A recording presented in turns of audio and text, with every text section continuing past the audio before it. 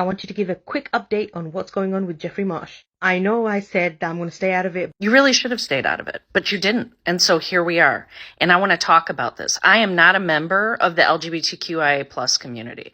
I am barely comfortable referring to myself as an ally of trans people because I have so much learning and unlearning that I have been doing. But I'm going to use my voice here because what I do see, what is very clear to me, is there is a concerted effort and attack against the trans community right now. So much of my FYP is filled with people I follow taking on and confronting problematic, hateful videos like the one I'm stitching with. The fact that you actually went and paid money to become a private member of a private Patreon community and then screenshotted it and then shared it on your platform of 7.1 million followers to attempt to actually say that another human being is a predator is beyond problematic. So most of you know that there is a problematic creator with 7 million followers being super transphobic right now.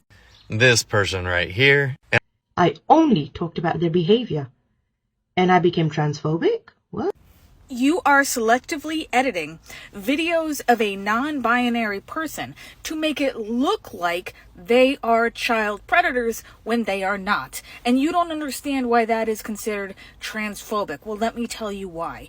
We are in the middle of a massive political campaign right now to paint anybody gender non-conforming or LGBTQIA as groomers. Let me give you an analogy. Imagine if right after 9/11, we all stitched your videos to make it look like you were sympathetic to Al-Qaeda. If we did that, you would call us Islamophobic, and you'd be right. All right, guys. So early today, I put out a video from the Whatever podcast in which you had a ton of woke women on the show, young college-age women who aren't very smart, by the way, who refused to answer the question of what is a woman. Okay, they refused to answer the question. Now, it became very clear, okay, doing this clip that they didn't want to answer this question out of fear of backlash from the mob. Okay, they didn't want to offend anybody in the transgender community. And if you haven't seen this clip, I actually want to play this clip real quick so you guys can get a complete understanding of what I'm talking about here. But just notice how these people seem to be living in fear of offending biological men who want to be women. Take a look. So what, I guess my question is, you said that they're both women, right? So what is a woman? A woman is anyone who wants to identify as one. A cat is a cat because they are a cat. That's not like, I feel like this isn't a gotcha. It's just a genuine question. What is a woman? Hold on. Hold on. Go ahead. I didn't have anything to say yet. But what is a woman? A person. No, but what is the definition of what is a woman? I don't know. I'm confused now. I understand what your argument is. If I come out and I say a woman is someone who was born biologically a woman, I understand that that's where you're coming from. And I agree everyone is entitled to their own opinion. But I personally, as an individual, respect trans people. I respect trans women. So I'm not going to come on here and invalidate them by saying that. I understand completely where you're coming from. But just from my personal preference, I don't feel comfortable doing that. Answering the question. Okay. No, hey, that's okay. What about you? I'm just not really interested in having this conversation about trans people anymore because you seem very clearly committed to misunderstanding. Yeah. Well, I am trying to understand. I'm just trying to get people's perspective. So what is a woman? I'm gonna say what she said. I don't feel comfortable. Like this is. I just feel like that's like not.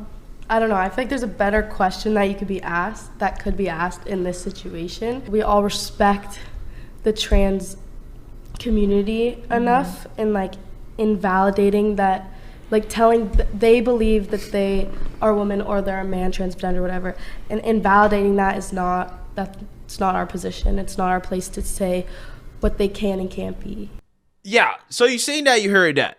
Now, this video right here that I'm going to react to probably answers the question of why are these women so afraid to simply answer a question that may or may not offend the trans community. Because again, that's why they don't really want to answer it. Well, they're uncomfortable with it because they don't want to offend the mob. And the reason why you don't want to offend the mob is because when you offend the mob, quite literally, your life can be in danger, right? That is what happens. And that is what this Muslim woman, who I've talked about before, I made 2 videos about this woman, right? She's super based.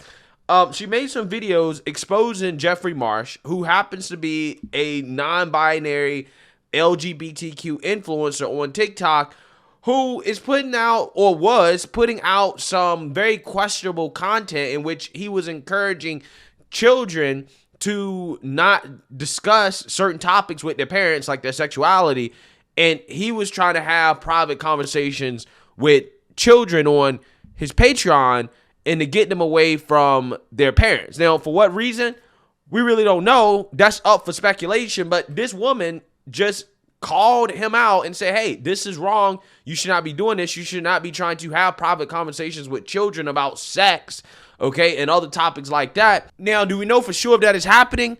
No, but I think that just based off some things that we've seen, it's reasonable for people to ask questions. It's reasonable for people to be concerned about some of the rhetoric that is coming from this individual, okay? I think it's appropriate for people to ask questions and say, hey, what's going on here, right? Let's look a little bit deeper into that. But apparently that's a crime, right? Apparently you're not supposed to do that, right? Or that's transphobic or whatever, right? It's bigotry, okay? That's bigotry. And the woke mob has now threatened her, right? They're now targeting her and her daughter. The last video she posted about this, apparently there was an attack on her vehicle.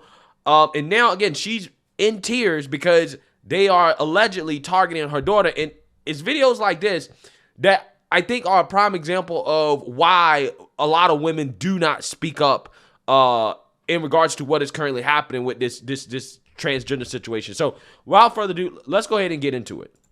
So I just got an email saying pretty much a threat, saying they know where I live.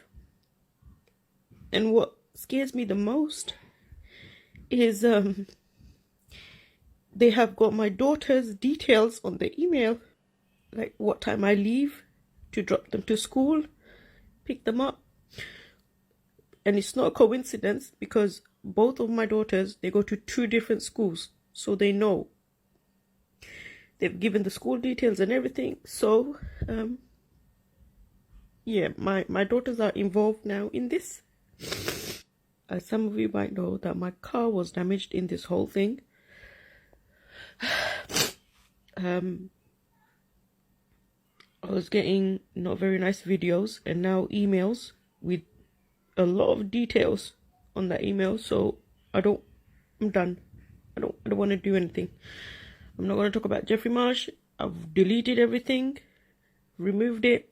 If you guys want to go ahead, but please don't come to my house. You just get on with your life, I'll get on with mine. Ain't that sad? Ain't that sad? She's literally begging the mob not to come to her house. What I mean, that should be understood that people shouldn't do that. But she has to beg the mob not to come to her house.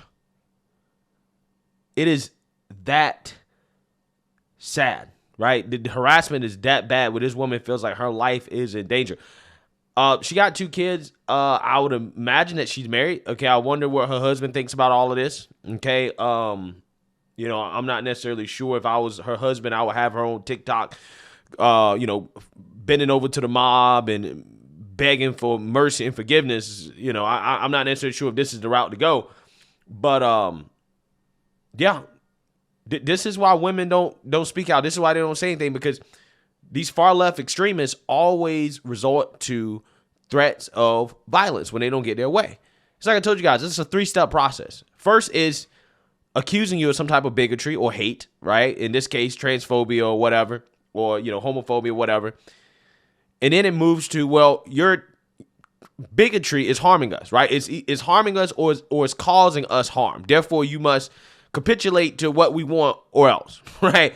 And if you don't capitulate, then it's, well, we're going to get violent, right? We're going to get violent. We're going to, burn down buildings, loot stores, we're going to riot. We're going to be violent, okay, in response to us not getting what we want. And that applies across the board, whether you're talking about, the Roe v. Wade rioters or the race rioters or the people, that seem to be into extremism in the LGBTQ community. Again, that tends to be what happens, okay? That tends to be how it goes, okay, with the extremists, right? This is sad. It really is. You guys want me to say I'm sorry? Fine, I'm sorry. Please don't come at me. Don't come to my house. Don't do anything with me. What are you apologizing for? You're apologizing for exposing a guy who, I mean, again, you can make a argument, is trying to have inappropriate interactions with kids. I don't see what you need to be apologizing for. How are you in the wrong? Again, this is the society that we have. The bully tactics have made people who are objectively in the right apologize for doing the right thing, standing up and saying something, using her platform to bring awareness to an issue like that, the Jeffrey Marsh issue, and this is what happens. She gets bullied into making apology videos where she's breaking down in tears, begging for mercy and forgiveness. It's amazing. Because I'm just one person, and specifically 4 or 5 of you have 4 or 5 of you have kind of done stuff. Like some of you have found old pictures of me and uploaded it on TikTok without my hijab. So you guys have done that. I know you guys are gonna take the mickey out of this video. So, but my main thing is, please don't continue this. I'm sorry. Please don't come for my kids. Wow. This is the face of, women and people that have to deal with backlash from the mob. This is what they do. They bully you into making these types of videos. Now, I don't blame her. Okay, she's a woman. I don't think her husband should allow her to make this video, but she's concerned about her children, right? And she's begging for the mob to stop harassing her in these threats because she's afraid for her children's life, which I 100% understand. But again, it shouldn't even come down to this, right? The so-called tolerant left appears to me to be not so tolerant. And it doesn't matter who is saying the things that they disagree with. If you disagree with them, then they look at you as some type of existential threat, right? And then they result to these types of tactics. Again, this is a Muslim woman, okay? She's supposed to have some infinity stones of wokeness that is supposed to protect her from the mob, right? But not in this case right here, right? If you try to call out a man for potentially trying to have inappropriate relations with kids, this is what happens, right? This is what happens. And that's the worst part about this, is that her posting this video basically is like a warning to anybody else that decides to do what she did, that this is what happens. Let me know what you guys think. Make sure you like, comment, and subscribe. Most importantly, share a Black conservative perspective. Peace.